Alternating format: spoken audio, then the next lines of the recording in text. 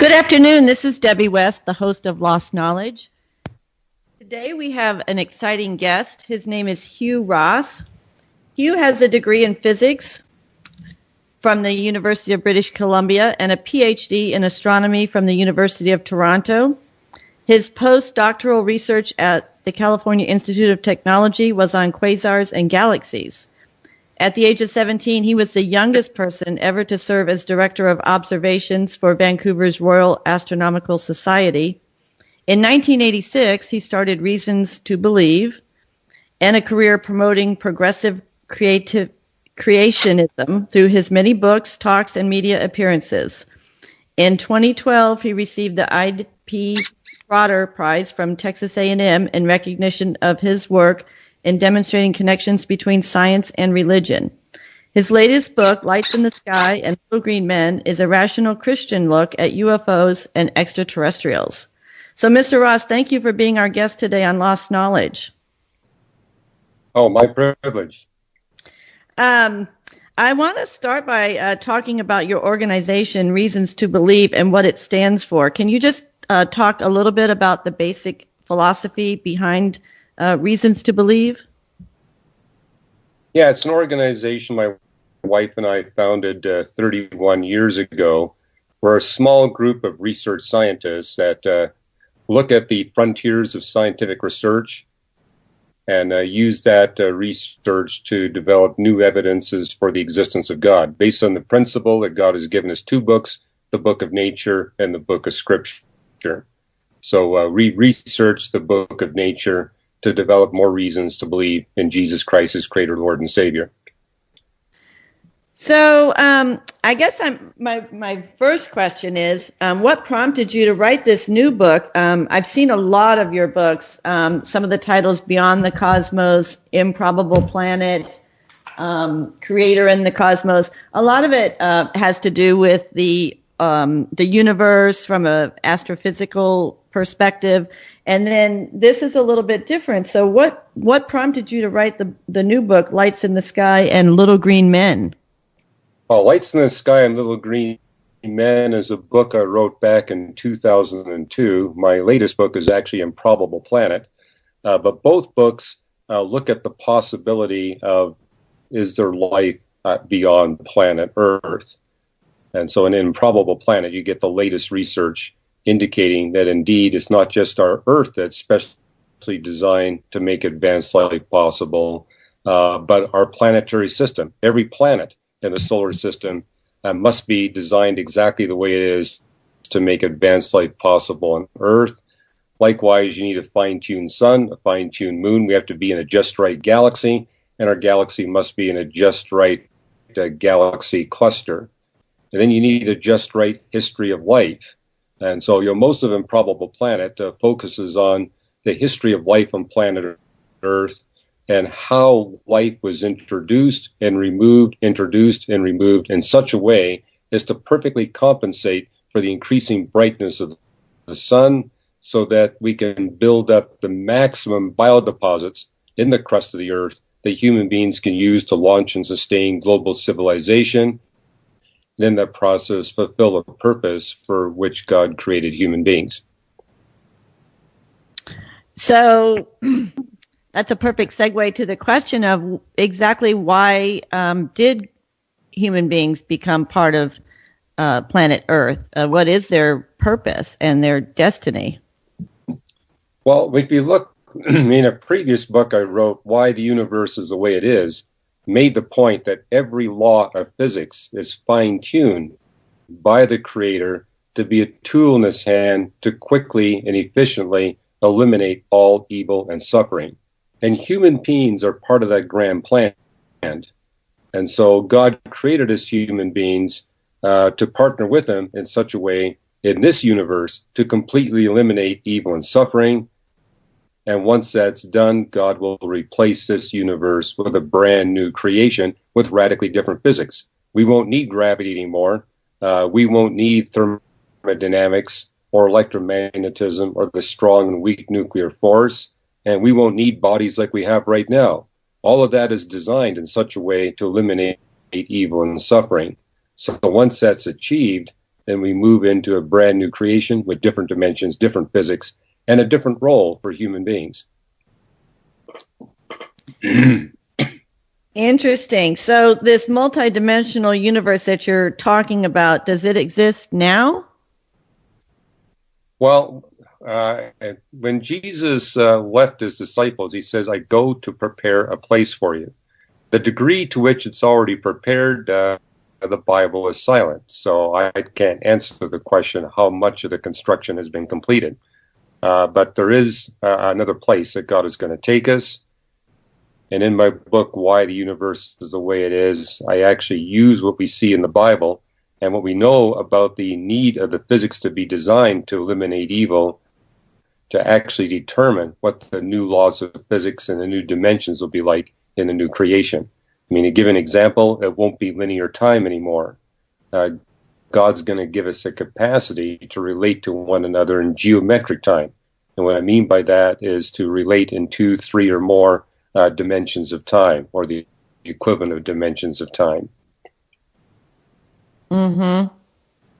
Yeah, I've heard some of this talked about in a different kind of a language, not so much directed from the Bible. And so I'm very curious because many people are talking about a transformation happening on the planet right now, that the human species is actually going through what they call a transmutation, and that we were becoming more silicon-based as opposed to carbon-based, and that we're entering a new time space, a new dimension, and rooting out, dark forces or evil, not evil, I guess that's a strong word, but lower chakras, the chakras that build up things like energy towards things that don't resonate with love, things that are, more like jealousy or resentment, or and that's what creates a lot of corruption and suffering and duality. So it's interesting to hear your take on this, because blending science and spirit and our faith in something greater than ourselves is a huge part of who we are. Is that, how do you sort of come up with your philosophy, your teaching, and your scientific background, and sort of blending that with what you've learned studying different aspects of faith? Right. Well, we're very interested in what you're talking about. Our staff biochemist, Buzz Rana, is writing a book on transhumanism. Is it actually possible, given the physics of the universe, to transition from carbon-based to silicon-based? And as a biochemist, he'll be explaining why that's physically impossible. It's impossible as long as we live in a universe that is dominated by gravity, electromagnetism, and the thermodynamics. In the new creation, you've got different possibilities. But the idea that we could, for example, store all of our memory in some silicon-based memory storage device, my colleague is going to be writing why that's physically impossible, and why we really need to pay attention. I mean, what's driving this is the recognition that billions of us can't live on this planet for much longer. And so we either find another planet, which is what's driving the search for life on other planets, or we come up with some radical new biochemistry. But there's a reason why all life is carbon-based. Carbon is the only element in the periodic table that has the necessary bonding stability and bonding complexity to make life possible. So yes, you can store memory with silicon, but you're not going to make the equivalent of consciousness with silicon. Carbon's really the only game in town. But that's a book that'll be coming out 1.5 years from now. What I've done is actually tackle a problem. Is it really possible to find another planet on which we can exist? Or do we really need to take care of the planet that we're on? And my conclusion is it's the latter. We're not going to find another planet we can move to. There's talk about transforming Mars. That can actually be done for $60 quadrillion. But if you make Mars livable for $60 quadrillion, it only keeps the planet habitable for about 60 years, and you got to spend another 60 quadrillion. It's actually much more economic to build an artificial planet than it is to try to make one of the other planets that are in our solar system habitable. Mm-hmm. I want to go back to the spirituality because that's kind of where where you spent a lot of time writing your books and connecting sort of the language that comes out of the books in the Bible. For instance, the book of Genesis. Can you talk a little bit about what you found to be the correlation between the language that we find in the book of Genesis and the actual formation of planet Earth and our position in the cosmos, for instance? Well, that's part of my story. I mean, I've been studying astronomy seriously since I was 7 years of age. And it was through my astronomy I became convinced that the Big Bang model was correct. And that being the case, the universe has a beginning, which implies a beginner.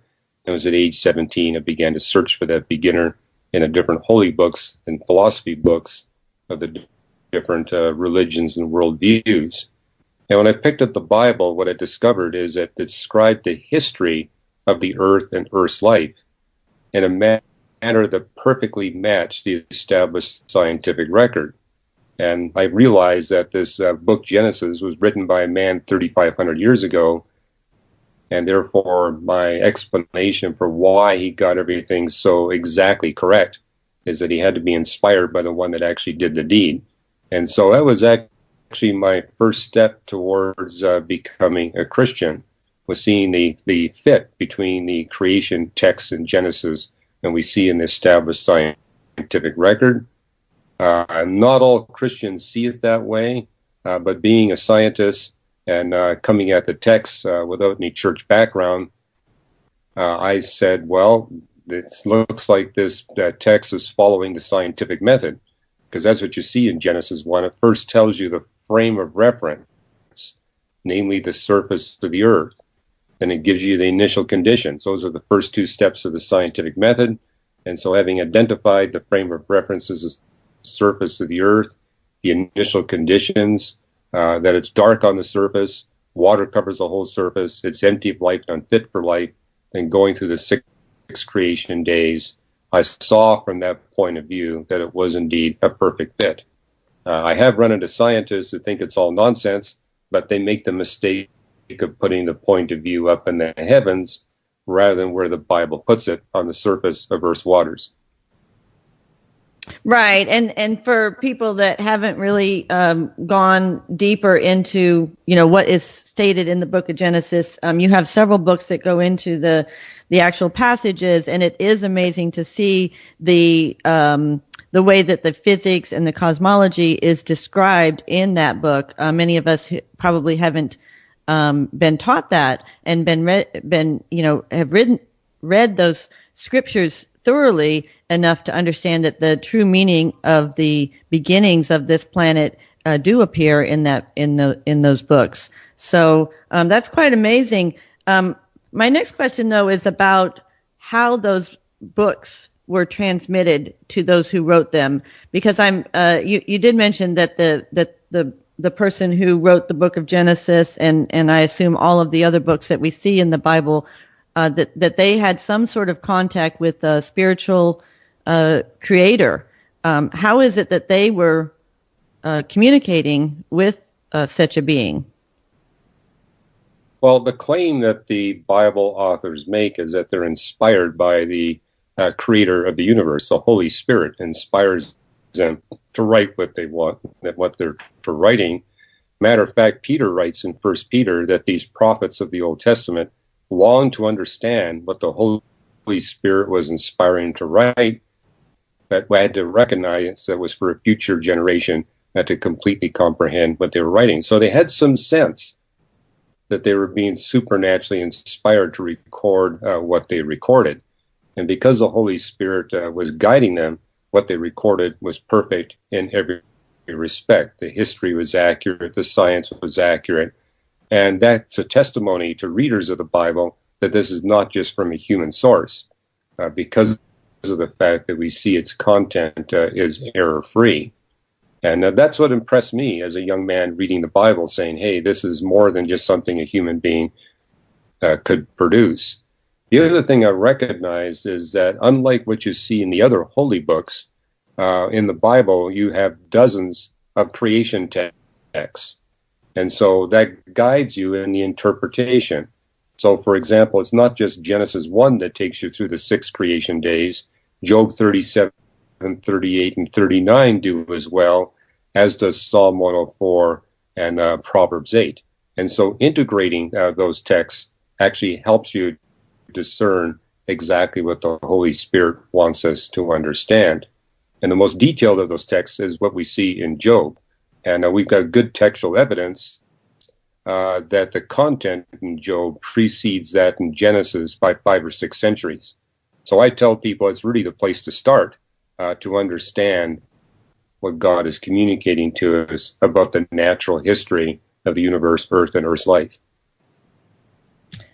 Yeah, your book, Hidden Treasures in the Book of Job, talks about it being the oldest book in the Bible, and an amazing account of how some of our newest scientific discoveries and controversies are explained in that book. So I encourage people to take a look at that book in detail.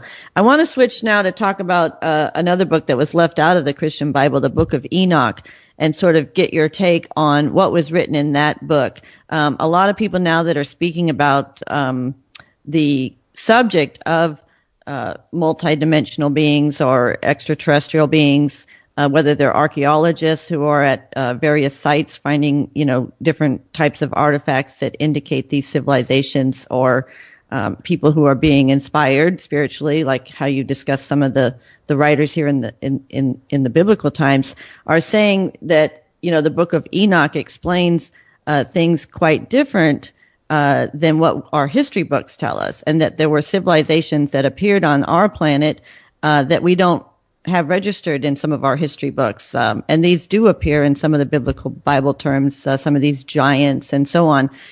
What's your sort of philosophy about the Book of Enoch, and was it left off for a good reason, or should we examine it closer? Well, it was left off for a good reason, because we've got no textual evidence that its content predates the New Testament era. I mean, I think the oldest manuscript we got goes back to about the 5th century AD. And so it's a late add-on. And the content that's in the Book of Enoch in many places contradicts what we see in the record of nature. As, you just mentioned the fact about these ancient civilizations. Well, we don't have any physical evidence to back up what it's saying. And that's the criteria for whether or not a book gets included in the canon of Scripture. Is it perfect in everything that it communicates, where we can test it? Is it consistent with the content of the other 66 books of the Bible? And does it testify? Is it consistent with God's moral law? And, is it actually written by somebody who fits the right time? And on all accounts, the Book of Enoch fails, and that's why it wasn't included. I think one reason that there's a lot of interest in that is that there's a reference to Enoch in the Book of Jude. However, there's no reason to interpret that reference that there's an actual inspired book that we should be understanding. Now, there's also references in the Book of Enoch to these giants. And the Bible does talk about those, particularly in Samuel.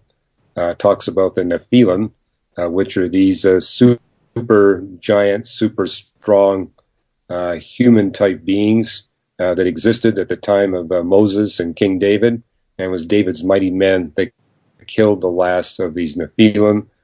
The Bible tells us that they had birth defects. It only mentions males, not females, so there may not have been any females, and they were all very evil in terms of their character, which explains why God wanted them eliminated.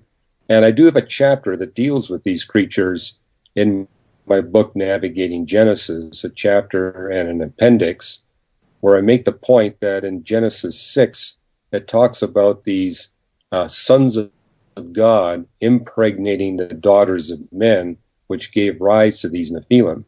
And there's been speculation in the Christian community, who are these sons of God? And so what I've done in my book, Navigating Genesis, is actually give you every Bible verse that refers to sons of God or children of God, contrasted with sons of men and children of men.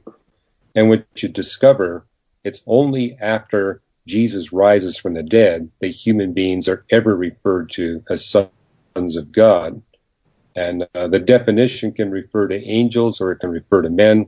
But I personally favor that it's a reference to fallen angels, demons, who came to earth and impregnated women, which gave rise to these evil giants that God sought to wipe out. There's speculation by some Christians that these creatures are still around today, but there's zero evidence of that. And the book of Samuel makes the point that indeed David's mighty men wiped out the last of these evil creatures. Yes, there's so much talk about these giants. That's a great explanation, though. I like that. Can you talk a little bit about where these angels reside? So much talk in the biblical texts about angels and their presence in our lives, and are they in another realm or another dimension? And can we indeed have contact with them here on Earth? Well, we human beings are constrained by the physics and dimensions of this universe. That's not the case for the angels. They do live in a different dimensional realm, but God has granted them the power to exit that realm and come into a realm. Now, they can only come into a realm if we human beings invite them. And that's what I write about in Lights in the Sky and Little Green Men, that if you're seeing these UFOs that have a demonic connection, and that's not true of all UFOs, only a very tiny percentage, but if that's the case, it's happened because you've opened a door to occult activity. And if you close those doors, that will be the end of that category of UFO experiences. So the angels need an invitation to come into our realm. And if we don't give it to them, they can't do that. That's a reference to the fallen angels. Now, the righteous angels, it tells us in the book of Hebrews that God will send his righteous angels to assist the ministry of the followers of Jesus Christ. And what you see in Hebrews 13:2 is that many Christians have entertained angels unawares. And that's because angels can appear to us in any form they want. They can appear to us as an animal. They can appear to us as a flying saucer. They can appear to us as a human being. And so, we think we're engaging a human being, but in fact, on rare occasions, it might be an angelic being. And they come and go. So when we need a supernatural assist, they're there, maybe for a few seconds or a few minutes, and then they're gone. And you see accounts of that in the book of Acts. But we're told in the Hebrews 13 that's still happening today. So how do they enter into this dimension? Do they change themselves physically? Their physiology shifts? Or, if they can appear as a human being, how do they transmute themselves into a human body? I guess I'm wondering. God has granted them that power. But it's not just as a human being. If they so choose, they can appear as an animal. They can appear as an inanimate object. It's not permanent. I mean, they take that form for just a short period of time, then they return to their dimensional realm. So they can come and go, whereas we human beings are constrained by the physics of this universe.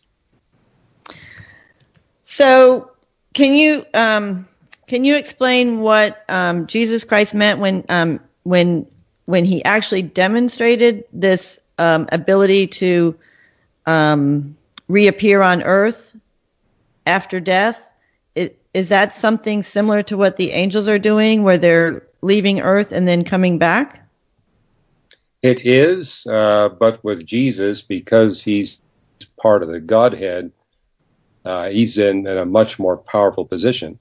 I mean, today we've got space-time theorems, which physically prove that there was an actual beginning, a creation event for the space-time dimensions of this universe, which implies there's a being beyond our space-time dimensions that has the power to create space-time dimensions. And I told you earlier that part of God's plan is eventually to replace this universe with a brand new creation.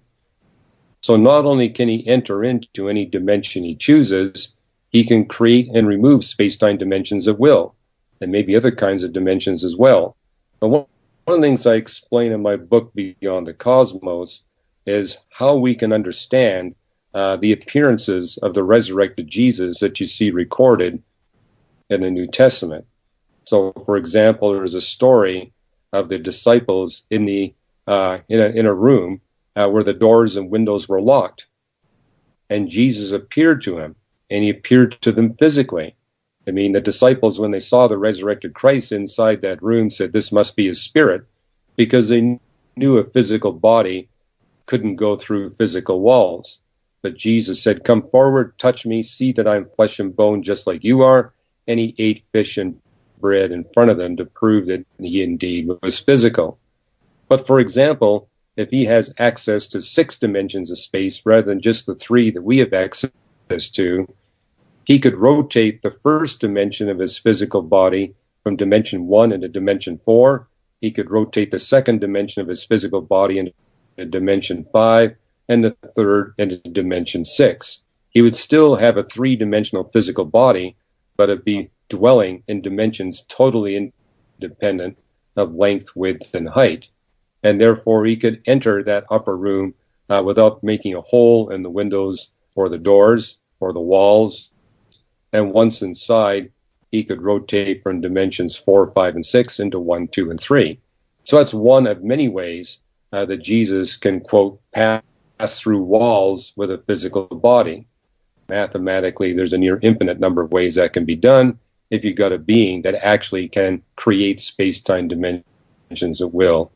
And as you see in the book of Jeremiah, it tells us that God transcends our dimensions. He's totally free to operate completely independent of our space-time dimensions, but also says that God exists and operates everywhere within our dimensions, which means there's nowhere you can go in the universe where God is not present. Thank you for that explanation. That's very good. We've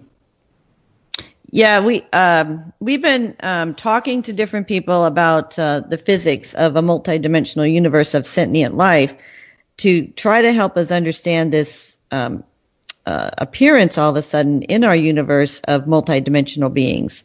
As you know from writing many of your books and probably many discussions recently, there has been an awakening of some sort where people all across the globe, not just in North America, but and not just Christians, but people of all religions, are reporting incidences of participating in either a conversation or witnessing the appearance of a being that does not appear to be earthly.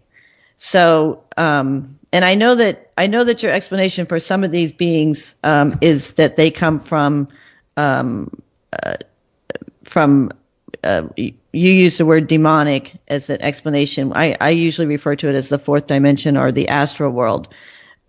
What about the rest of the beings? What about the beings that come to various humans and it's been happening more frequently, or either that or we're just becoming more in tune to it, but that talk about, the evolution of the species and that seem to have a very strong desire to assist humanity in their quest for their own survival, how to fix the planet. We have different races that appear to people and talk about offering new technology to improve the condition of the earth and things like that.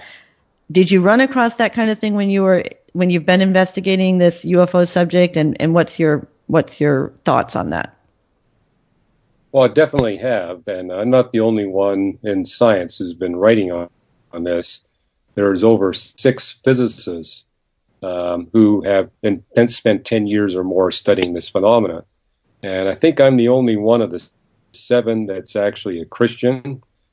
The other 6 do speak about these beings in interdimensional realm. In other words, they live in dimensions apart from our dimensions. So they agree with me that they're transdimensional beings and they have the power to come into our dimensions.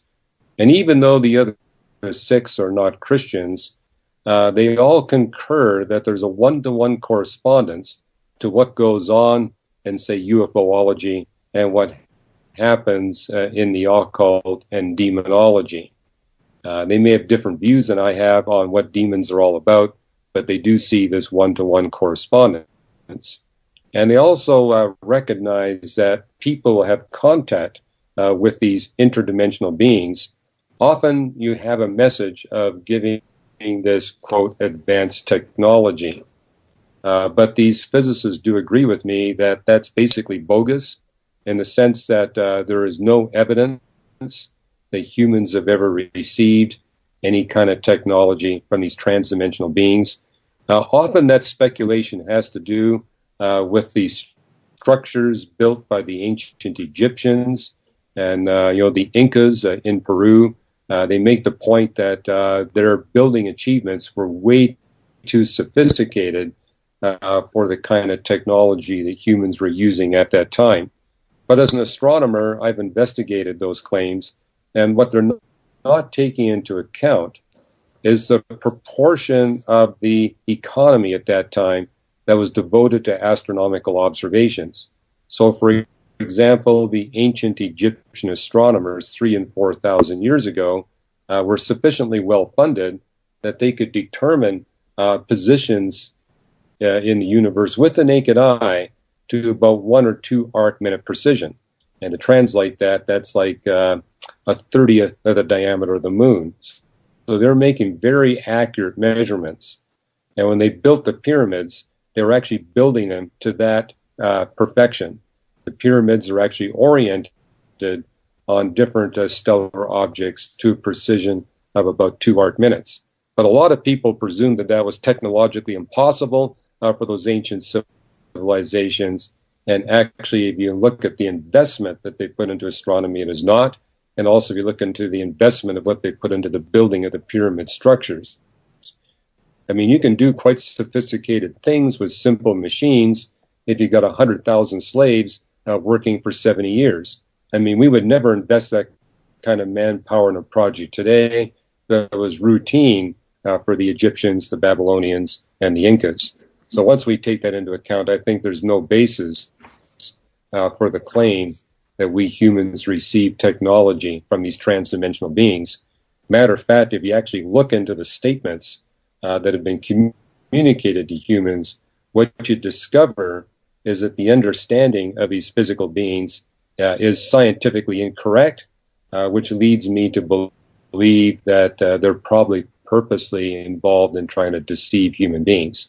I mean, for example, you had these beings claiming 100 years ago that there was life on the backside of the moon or life on the surface of Mars.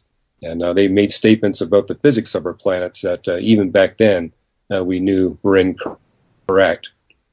And that's something you do see in UFOlogy, is there's a pervasiveness in the messaging that's given to human beings that is deceptive.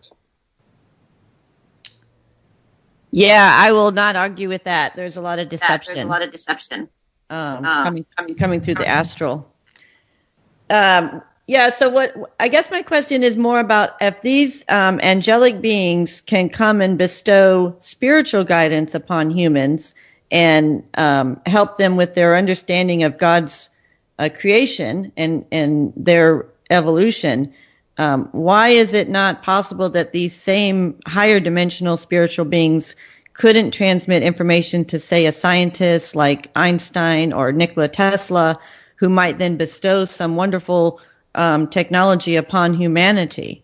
That's my question, because it seems in your explanation that they're either all good or all bad, and I'm sort of wondering why that's the case. Because why can't those same higher dimensional beings that we call angels be considered interdimensional or transdimensional and bestowing some good information towards humanity if we use discernment?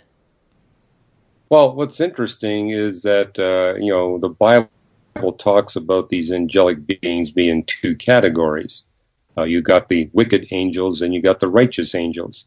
And the righteous angels, their purpose is to assist the followers of God in their specific ministry to other beings. They're really not interested in giving us new technology. God has given us all the capability we need to do that by ourselves. Where you do see the technological bent is from the fallen angels who are in rebellion against God. And, there's abundant evidence that, quote, the technological data they give us is simply incorrect. And so there really is no evidence that these angelic beings have assisted us in any way with technology. I mean, I know there's a lot of speculation that people think that Tesla, for example, was inspired by these beings and explained some of his scientific discoveries. But, being a physicist and looking at what Tesla actually did in his research, he didn't need any supernatural help to achieve what he did. And likewise with Einstein.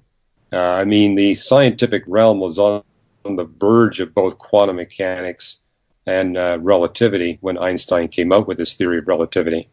I mean, one of my great heroes of physics is James Clerk Maxwell.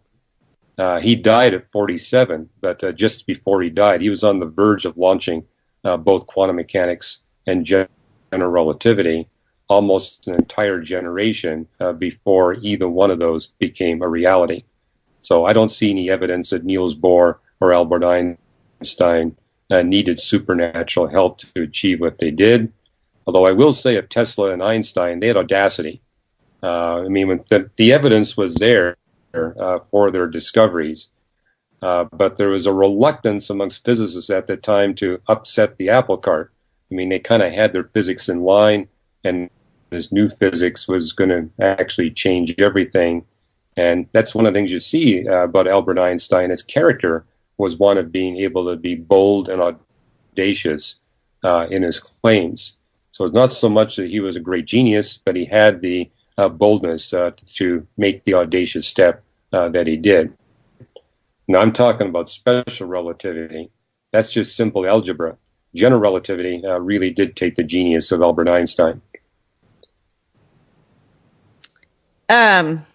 So the basic principle then of these multidimensional beings is that they are available to help humanity in a spiritual component way, but not to bestow any technology on the humans,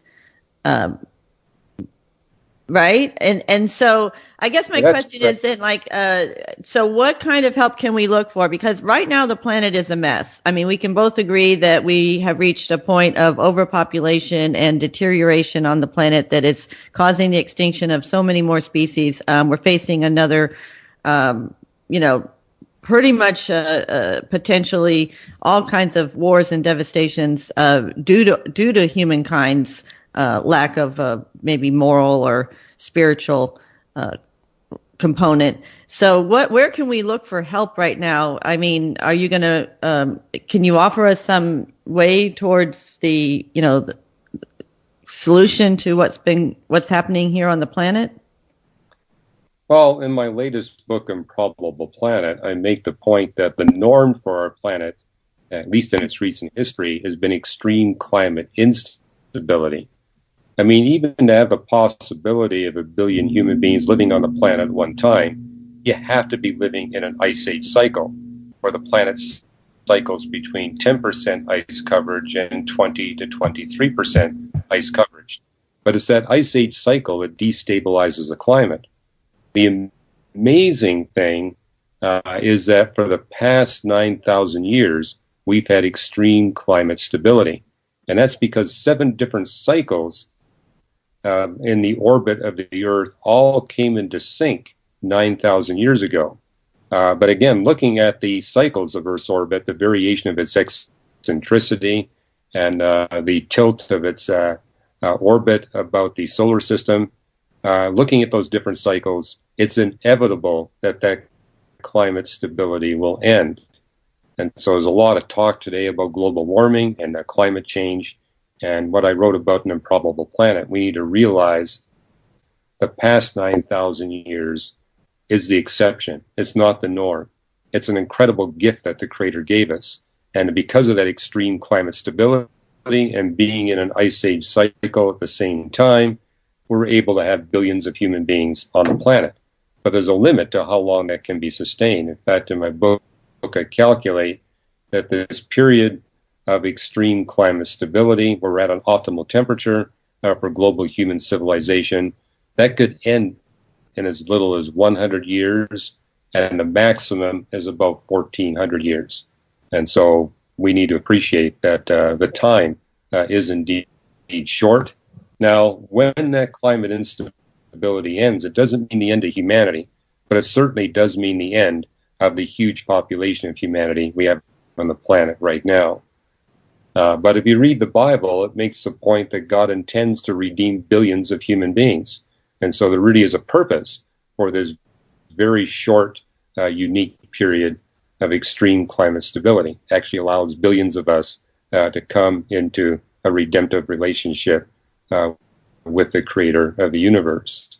And we're told in Romans that once that full number has been achieved, God will replace this universe with a brand new creation.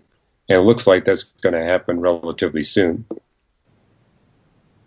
So is this the biblical time of the some people call the apocalypse or the rapture that we're sort of entering into, where we're going to all have this opportunity to reach a new spiritual age in our evolution as a species? Is that part of what's happening with the climate change and everything?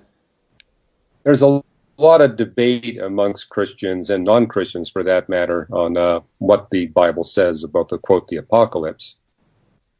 But what you do see is that when Jesus rose bodily from the dead, he told his disciples that they were now responsible to take the good news of how human beings can come into an eternal loving relationship with their Creator to all the people groups of the world.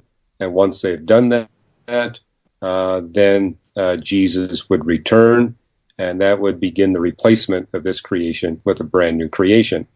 And if you actually look at the numbers, we're getting close to seeing that goal that Jesus gave to his disciples being achieved.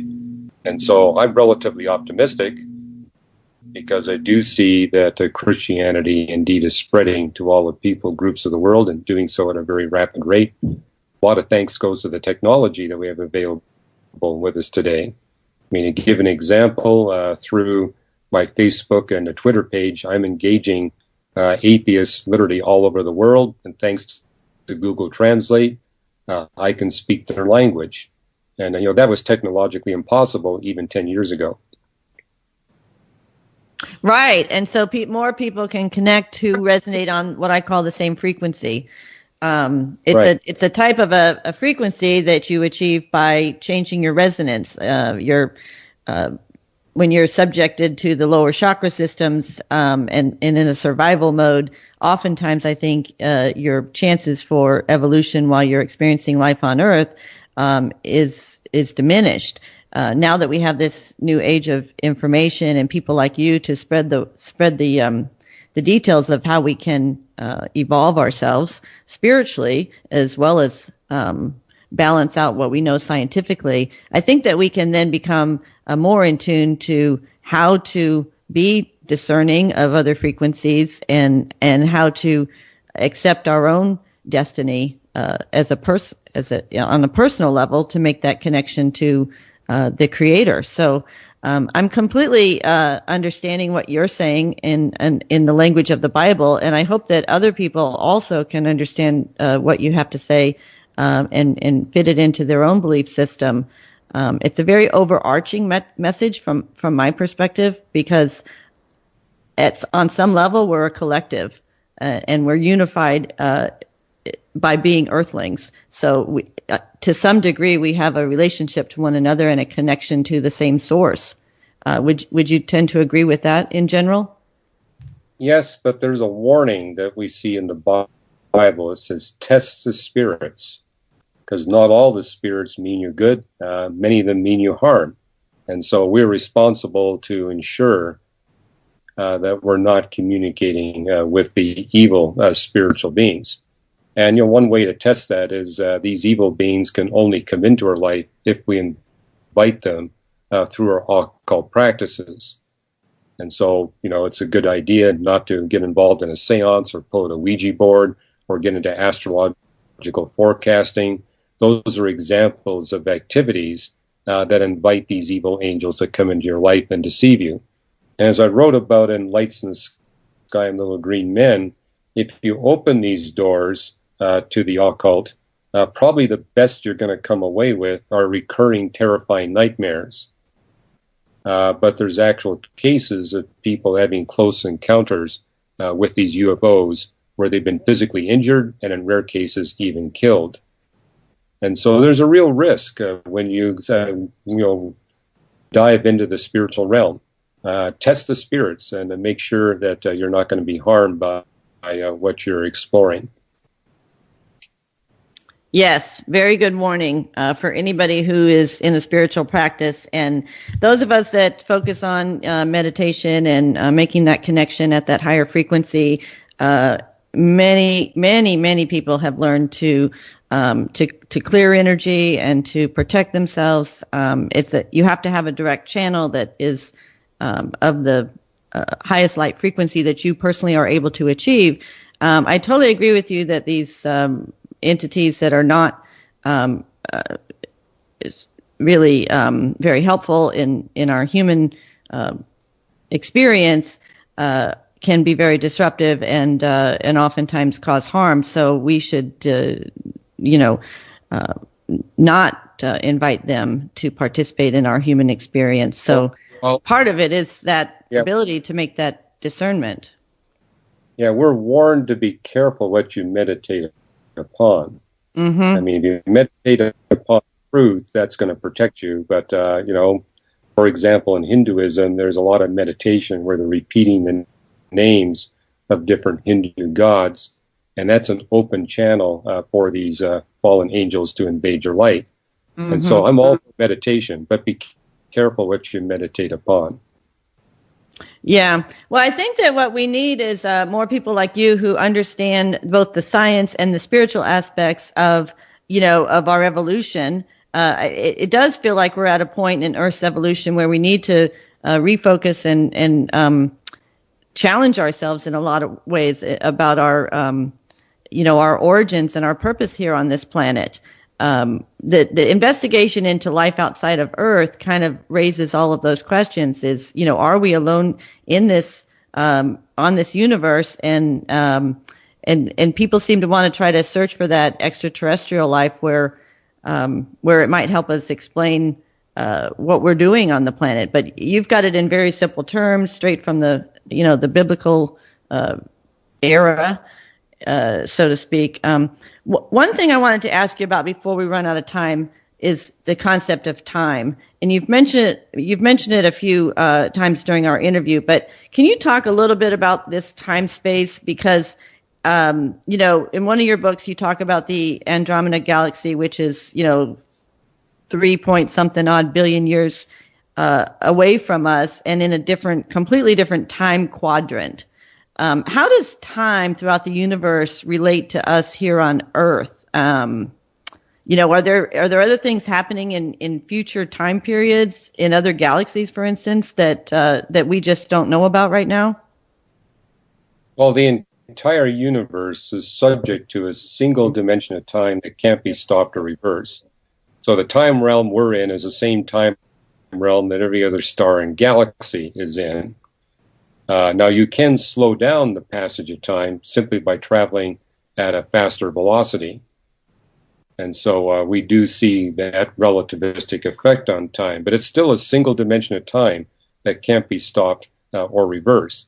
That explains why our relationships, for example, are linear rather than geometric, because we're all limited to this single dimension of time.